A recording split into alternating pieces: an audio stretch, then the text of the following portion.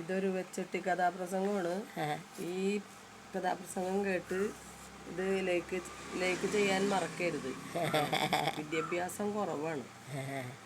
ഉപ്പിലിട്ട കണ്ണിമാങ്ങ ഉണ്ടോ മുത്തശ്ശി, ഉപ്പിലിട്ട നെല്ലിക്ക ഉണ്ടോ മുത്തശ്ശി, വായിൽ വെള്ളം വരുന്നേ മുത്തശ്ശി, ഒരു പറ്റും തന്നില്ലെന്നാലോ മുത്തശ്ശി.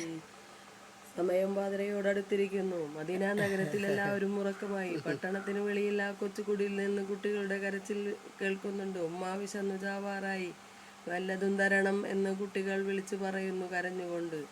കരയല്ലേ കരയല്ലേ കണ്ണുനീർ ചൊരിഞ്ഞിടല്ലേ, കരഞ്ഞിട്ടെന്താണു ഫലം കുഞ്ഞേ, നിന്റെ കരളായ മകൻ പോയ വ്യസനത്താൽ ഞാനുമത്രേ കരയണം മോളെ നിന്നെ പോലെ.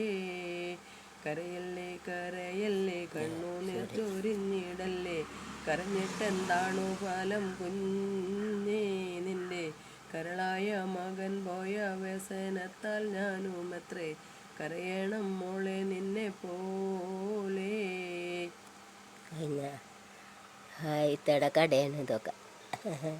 അതെങ്ങനെയുണ്ട്? സൂപ്പറാ. ഞാൻ ഗല്ലീഫയിലില്ല, ഇപ്പോഴാണ് ഓർത്തത് ഗല്ലീഫാലിയുടെ 4ാം ക്ലാസ്സിലെ പണ്ടത്തെ